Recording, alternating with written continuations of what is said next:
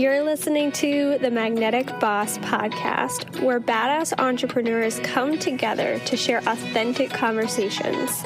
We're ditching the cookie-cutter approach to building a business and valuing collaboration over competition. I'm your host, Calandra Martin, boy mom, coffee-obsessed coach, speaker, and leader. I help women radiate their brilliance in the online space and create magnetic brands. We are here to have fun, do work we love, and enjoy the ride. Now let's dive in.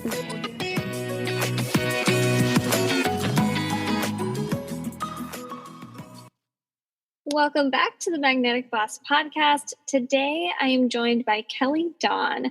Kelly is a witch and intuitive business coach for spiritual entrepreneurs. She helps women awaken and activate their inner witch energy so they can reach their next level in business using her unique process of vision, strategy, mindset, and magic. Welcome, Kelly. I am so excited to have you on the podcast today. Thank you so much for having me. I'm super excited to be here. Yeah, so I want to dive right in with you. I have so many questions that I want to cover today, but I'd love for you to share with our listeners who you are, a little bit about what you do, and how you got to where you are. Yeah, absolutely. So I am an intuitive coach and mentor, and I work with women, mainly spiritual entrepreneurs, but the women who feel really drawn to witchcraft. So a lot of them, they feel like maybe they were a witch in a past life. A lot of them are just really drawn to the archetype, and some are actually practicing witches in this lifetime. But those are the main women that resonate with me. And in my own spiritual journey, I started practicing witchcraft as a kid. And I went on a bunch of different paths. I went down a lot of different roads, and I came back to it. And when I came back to it as I got older, I realized how empowering it was to have this as a spiritual practice. And it changed everything in my life. Like, before I got into coaching, before I really got into witchcraft, I felt like I was just being carried through life, like on a whim. And I always felt really trapped and really stuck in my job and in different situations. And I was just in total victim mode. And when I started connecting with my own inner witch, that's when things shifted. And that's when I really started owning my power and just showing up in my business as myself and just being okay with it. And so what I do with my work now, it's mainly centered around like mindset and energetics for entrepreneurs, but so much of it has to do with helping women connect more deeply with their intuition and work with the universe beyond like the 3D way that they might be doing things in their business already. So I'm all for having a solid strategy and doing that kind of work, but there's so much available to us in the spirit realm that we can tap into as entrepreneurs. And even if we don't have a business, just to manifest new experiences that we want in our life in general. I love that so much. I want to know more about your childhood and kind of where the witch practices came in, what that looked like. What did that look like for you? Yeah, so I was always a really spiritual kid, and I was raised in a fairly open family. Like, we weren't a religious household at all, but Christianity was all I really knew. I didn't really understand other religions or other spiritual paths out there, but my mom was so cool. Like, we had like seances when I was little, and I didn't participate in them because I was too young, but she was always into like that kind of stuff. Like, and she got into like crystals. Like, I remember doing a school project on crystals back when I was like, I think 9 years old. So that kind of stuff was always around. And it was around the age of 14 where I was just craving this really deep connection with the universe. And at the time I knew the universe as God. So that was the terminology I used. And I thought, like, what can I do where I could just spend all day connected to God? And at that age, I was like, I could totally be a nun. I could just be a nun all day and I could talk to God all day. And that was like where my mind went. But then even at that age, I knew that wasn't really the path for me. But at the time, I also lived out in the country. We had this beautiful property. It was 11 acres and it was forest and there was a pond. And it was like the most magical setting you can imagine for a kid to be in. And what I ended up doing was just spending a lot of time just out in the woods by myself. And I would go, there's this one rock that I would go and sit on, this huge rock down by our pond. And I would just sit and I would just listen. And I would talk to the animals and I would talk to nature. And that's when I started thinking like, okay, so maybe like the rest of the world around me is kind of like alive. And I also had this thing where like, I was a little kid with a very vivid imagination. And even at the age of 14, I felt like life was like a Disney movie, like with the little animals talking to me and stuff. Yeah. So I was like right off in like that world. And I had been interested in things like divination and fortune telling for a while. Again, I was always drawn to magical stuff. And I'm 40. I was going to say, how old am I now? I'm 42 now. So back then, even in my younger years, we had shows like Gummy Bears and She-Ra and very magical shows that I grew up with. And so I always felt connected to that. So I got into divination and fortune telling and things like that, thinking it would just add a little mystery to my life. And it was in one of those books that I came across Wicca. And that's, even though I don't practice Wicca now, that was like the thing that got me into witchcraft. And it's basically a nature-based religion. And I could really wrap my head around it. And at the time it felt really good. So that was like the gateway into witchcraft, was through Wicca. And what I started doing was just feeling more connected to nature, feeling more connected to the universe. And I would do spells and things like that. And even with that though, what I noticed is like the religious aspect of it didn't really fit right. But that was the thing that definitely got me into the practice back as a kid. Oh my gosh, I love that. I love that it was kind of a journey of you trusting your intuition all along and not putting yourself in a box of, this is the path that I'm supposed to follow. These are the practices that I'm supposed to follow, and kind of just creating your own rule book for it. Yeah. And what I found is that when I did do that, because there were times on my spiritual journey when I really tried to focus in, because I thought that was going to like help me reach whatever I was trying to reach faster and easier. And I spent time in Christian churches as in my early 20s. And I was given this message of like, you just stay the course, you just stay on track, and then you're going to have the connection that you want. Then everything's going to happen. And I also did that with witchcraft as well in my earlier days with Wicca. Like I would go through the motions and do the rituals. And I found everything just felt so stale, and I felt so trapped and stuck. And it took me a while to break free from that mold of like knowing it's okay to do your own thing, even with your spiritual practice. Like it might have worked for other people to do the straight and narrow thing, but it doesn't have to be your path. But that was a struggle. Like learning how to trust my intuition all the time was really something I had to work at. So I had like these moments of complete clarity and knowing what felt right and following that intuitive nudge and having been led in the right direction. But then I would not trust myself. So it's really learned over time to just let it be, just trust as much as possible. Oh my gosh, yes. And I think that it's so interesting because it overlaps so much with business and entrepreneurship, where I see so many people trying to force a certain strategy or a certain approach because they see somebody else doing it or they think it's the one and only way. And just as in, your spiritual practices and everything else in your life, there is no roadmap, and it's really up to us to learn how to trust that intuition and lean on our own inner knowing to create that next step. And also knowing that there's no sense of you've arrived or you've achieved the end goal, because it's like a constant evolution. So I love that overlaps. When it comes to your intuition and using that in business, what does that look like for you, and how do you help your clients with this?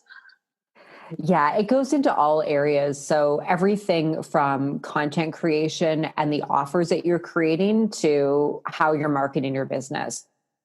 Because like you said, like there's different strategies out there, and they're going to work if it's in alignment for you. But if you're working against your intuition and you're putting things out there like certain types of content or certain offers that don't really feel aligned for you, and you're being led in a different direction, but you're afraid to move there because like you're afraid of what people will think or anything like that, it's not going to create the result that you want. So it comes from just being led on the daily, as far as what you're doing in your business. But then so much of it has to do with where you're being led outside of your work as well, because we can't just be like, we're not just in front of our laptop all day, like little robots, right? So it's like, where's your intuition leading you when you're not working with clients? Like, are you meant to have a bath right now? Are you meant to go for a walk? Are you meant to like just chill out and read a book? And just allowing yourself to be led through those things that they might seem like the little things, but you never know where it's going to lead you. Like you might read a book, you might be led by your intuition to read a certain book, and you might read one sentence in that book that changes like something massively for you.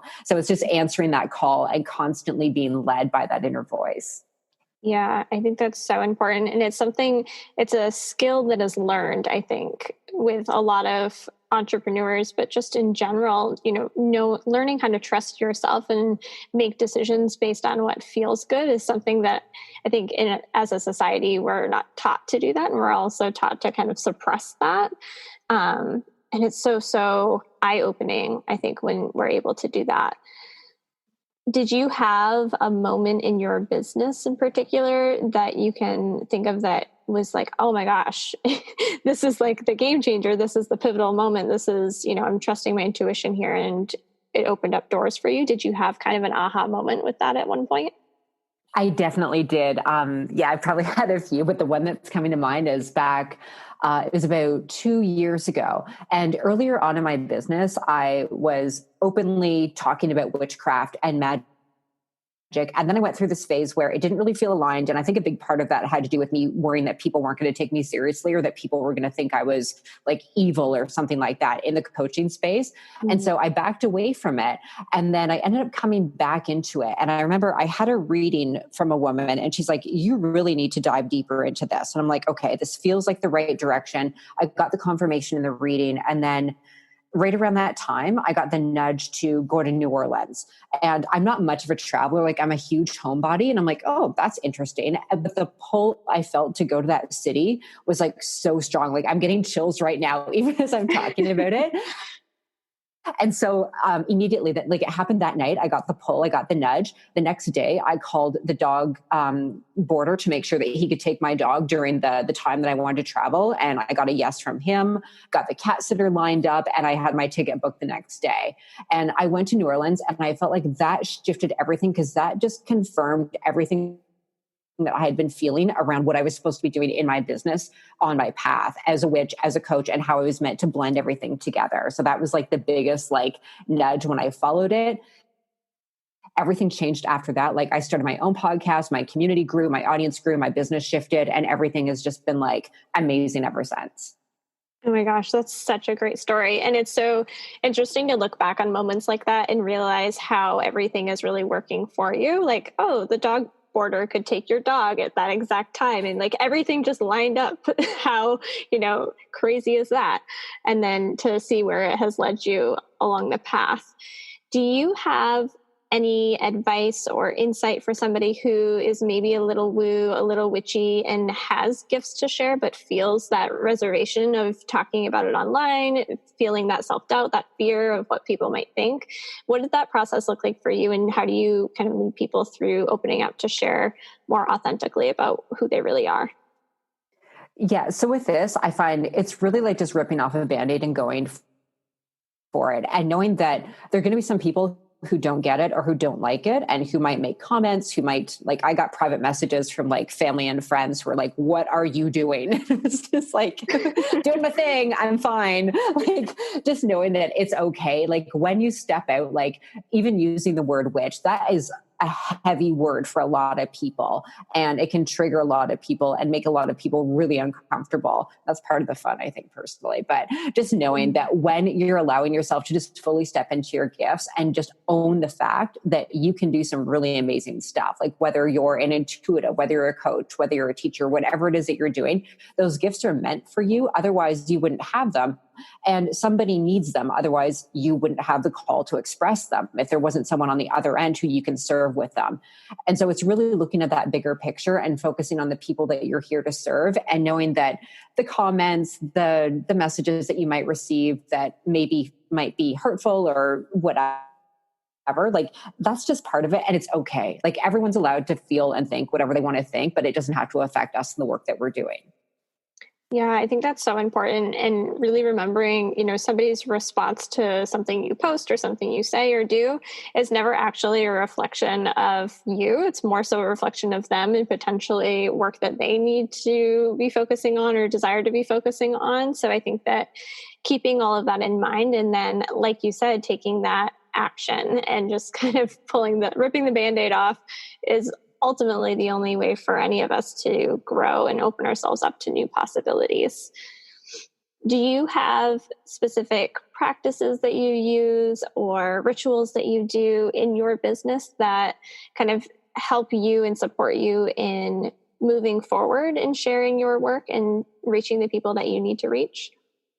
Yeah, absolutely. So one thing I do pretty much daily is I will sit with my spirit guides. I do this thing where I cast an energetic circle, and I balance my elements every single day. And I just find that puts me in a really good space in my business. Like it just helps me get really focused and grounded. And I'll do that every day. And then as part of that morning ritual where I'm connecting with my guides, I do a meditation and I usually channel messages. And some of the messages will turn into social media posts, but a lot of them are just messages that are meant for me and where I'm supposed to be led that day. So it could be bigger things like, oh, this is your next offering. Here are the details. And I'll channel that out. And other times it's almost like little pep talks from my spirit guides that I get, or if I'm feeling challenged around something, or if there's something that I'm feeling drawn to, but I'm having some reservations about, I'll either connect with my guides or I'll also pull cards. I do tarot and Norman readings. And so I'll just pull cards for myself to get confirmation and guidance. But I use those spiritual practices in my business all the way because I don't feel there's a separation. Like we have access to that information. So I just weave it into everything I'm doing in my business, from like content creation to like, does it feel in alignment to hire this coach right now? Like it feels like a yes, but it feels scary. And if I get like a yes in a reading that I do or from a message from my spirit guides, I move forward with it and just knowing and trusting that it's the right thing. Yeah, I think that is so supportive to have those tools and modalities and practices that are really, helping you make decisions in your business and in your life where you kind of don't feel like you're completely alone in the process. I hear from so many women that entrepreneurship can feel so lonely or so daunting and overwhelming. And I think when we can lean on things that support us in those ways, it's really, really powerful. A question that I know will come up from our listeners that maybe haven't practiced trusting their intuition or don't know how to do that would be, how do you know? How do you know when to trust your intuition, or if that's even, the direction you should go in? Do you have any tips for our listeners around that? Yeah, for sure. So the biggest thing would be just follow the nudges when it comes to the smaller things. So if you're walking to your favorite coffee shop and you're getting a nudge to go on a different street and take a different route than you normally do, just follow that nudge. And it's not about like looking for massive signs that are along the way, but it's just getting in the habit of listening to your gut. And what you'll notice is the more you do this with smaller things, the more you'll get into the feeling of when your intuition is like, when it's like a yes for you, right? Because sometimes you might be doing this and you're like, oh, I'm getting a nudge, but I don't really understand if it's the right way for me or not. Well, just notice the feeling, just notice what's coming up, pay attention to different things that you're seeing, different things that you're feeling, and just get in the habit of doing what you feel led to do intuitively. So it could be having like a cup of tea in the morning instead of a coffee, or, having like, I don't know, a different thing for lunch than you normally eat. And just being okay with being led without overthinking things, because I think that's where most of us who are raised like in our Western world, like we overthink things like crazy. And so it's just letting go of that need to constantly be like super logical and just be like, no, I just felt like having a bath at 2 p.m. because that's what I felt like doing. Right. And just noticing how you're feeling as you go through your day, being led like that, because I've just found it to be so liberating. Like I come from a background where everything was really structured. I come from a very male dominated masculine industry, and being able to just go with the flow has been like a practice for me. But the more I let go and the more I allow my intuition to lead me, I find like the happier I am. Like I'm doing things that are just like fun and that light me up. Totally. I think I personally went through this process of learning how to trust my intuition in the beginning of starting my business, especially at the same time as becoming a mom. It was like, you're constantly weighing the decision of, what should I do right now? Should I take a nap while the baby's sleeping, or should I be working? And one of the things that I remember very vividly learning how to do was just getting myself ready in the morning and making the decision of, what am I going to wear today? Does this make me feel good or does it not? And that then kind of creates a ripple effect of every decision that you make in your day, which really, as you said, opens up kind of that playfulness in the day to day, for sure. Do you have anything that our listeners can tune in on to learn more about these practices and these, I want to call them strategies almost for business, for you to be able to kind of hone in on your intuition, learn how to use magic in your business? Do you have things that our listeners can kind of take next steps on? Yeah, I have a podcast actually that has a ton of information on this stuff, and it weaves magic and business together. It's called Awaken Your Inner Witch, and they're fairly like short episodes, but I make them super actionable so people can walk away and actually like put things into motion that day. Amazing. Yeah, I think, this conversation is it always piques curiosity. I know that this is something that I went through when I started exploring spirituality was, you feel inundated sometimes with the information and the overwhelm of what you don't know. So kind of taking those baby steps and learning things a little bit at a time. And again, like trusting your intuition as you are learning what is calling you and gaining your interest. So I love that you have the podcast for people to be listening in on and getting that support with. I would love for you to also share, before we wrap up our conversation today, where people can find you otherwise outside of your podcast. And I know that you have a really incredible mastermind that just launched as well. Yeah. So the best place to find me is over on Instagram at I am Kelly Dawn. I love it over there. I'm on my stories all day. It's like my favorite place to hang out. And other place would be the Facebook group, which is called The Witch Revolution. So those are my two spots that I hang out the most in online. And then, the mastermind, that's kicking off on the 20th of October. And it's a super small group. There's only going to be 5 people in it. And that's really for women who want to rise to their next level in business, but they want to do it in a way that feels in alignment, that feels magical, that feels like full of flow and ease. And so the focus is more on like the mindset and the energetics. Like we're going to talk strategy, of course, but it's really about rising together in a way that feels like we're working with the universe in a really intentional way to reach that next level. Amazing. I think those smaller containers are so powerful. So I am excited to hear what comes of that for all of the women that are in that program. Awesome. And I will link all of everything that Kelly mentioned in the show notes. So you can go ahead and follow her on Instagram, go listen to her podcast. And one last question that I love to ask all of my guests on the podcast, Kelly, is what does the word magnetic mean to you? Ooh, I just got like a super like yummy visual of like someone like I'm such a visual person. I feel like I'm seeing like this person who's like gold colored and there's all these like energetic like tentacles coming out from their body and they're just magnetizing the most epic experiences to them, like just calling them in just through their energy, just through their vibration. Oh my gosh, I love that visual. I'm a visual person too, so that's really, really cool. Awesome. Well, thank you so much for being on the show, Kelly. And everybody that's listening, make sure you take a screenshot of today's episode, tag us both on Instagram, and make sure that you check out the show notes so you can go follow Kelly in all of the places. Awesome. Thank you so much for having me. This has been so much fun.